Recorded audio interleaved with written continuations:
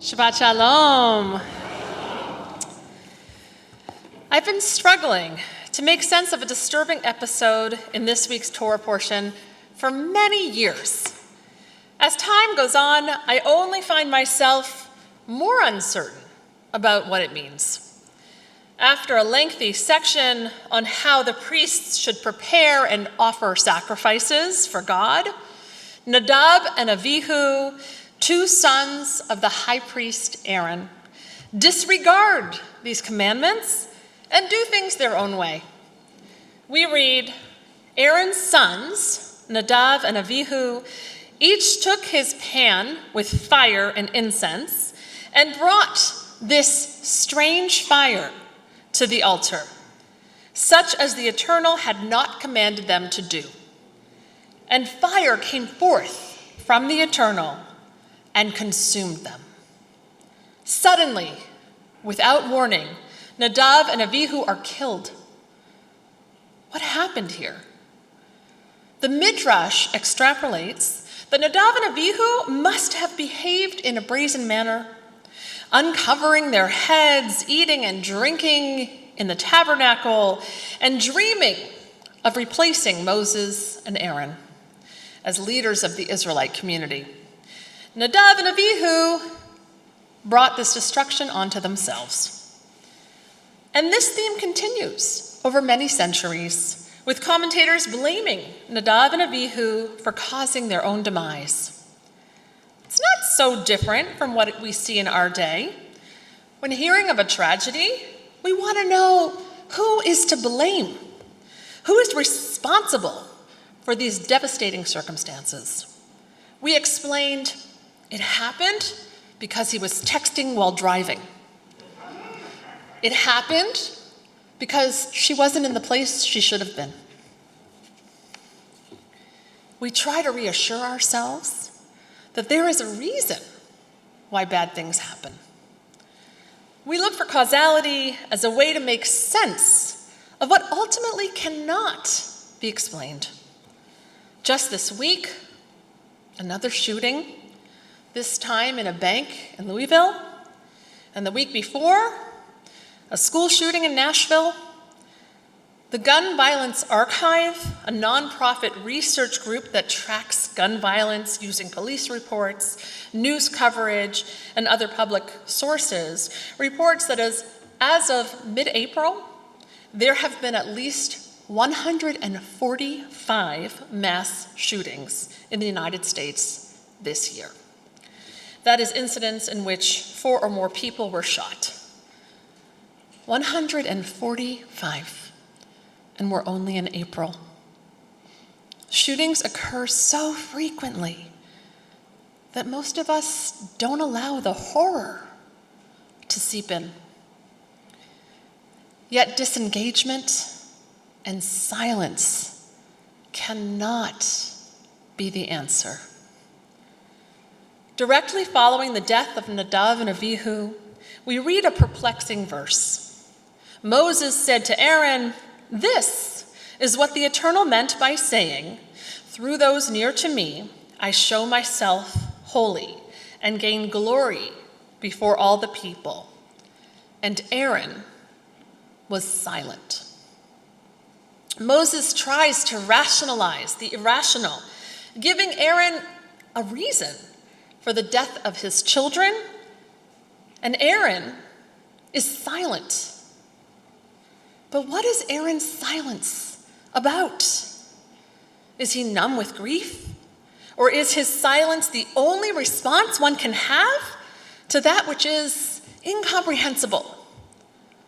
Talmudic scholar Rabbi Eliezer Diamond writes, "Perhaps Aaron's silence was a means of disengaging from his persona as priest.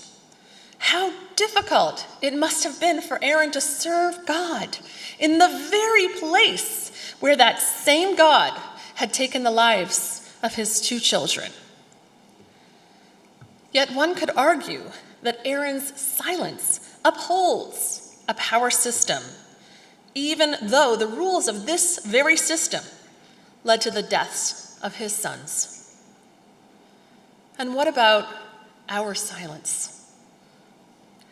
When is our silence complicit in enabling tragedy? Recently, 3 Tennessee House Democratic lawmakers refused to keep silent. They raised their voices to fight for gun safety, and for this, they were expelled.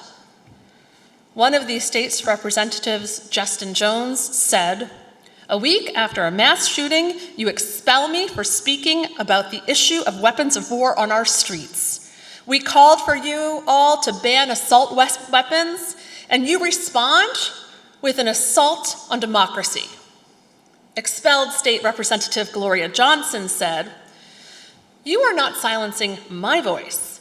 You are silencing the voices of 70,000 Tennesseans that sent me here, that care deeply about gun violence and Medicaid expansion and public schools, and we are continually silenced on those issues and more. We cannot allow for those who fight for a safer world to be silenced. This is not the silence of grief. This is the silencing of justice. This is the silencing of democracy." In a few days, we will observe Yom HaShoah. While the intensity of the Holocaust can lead to a vast, incomprehensible silence, the fact of genocide requires us to be anything but silent. As Elie Wiesel famously said, "We must always take sides. Neutrality helps the oppressor, never the victim. Silence encourages the tormentor, never the tormented.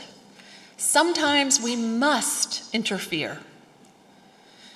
This week, we honor and speak the names of those whose voices have been silenced by evil. We join together with other congregations to read names of people who perished in the Shoah. Please see our website for details. We have just celebrated Passover and retold the foundational story of the redemption of our people. We were freed. And from this position, we took on the responsibilities of the Torah, a sacred commitment to living our lives with laws, morals, and values that protect freedom, our own and others, that protect lives. Aaron's silence remains unexplained. Perhaps it was a response to grief, or perhaps it was a silent rejection, even briefly, to participating in a system that allowed his children to die. We may have a similar impulse to be silent, but we cannot afford to disengage. As a religious community grounded in Jewish values, may we use our freedom to demonstrate the urgency of speaking out. May we raise our voices in the chambers of power and wherever and whenever we confront hate and violence. May it be so. Shabbat Shalom.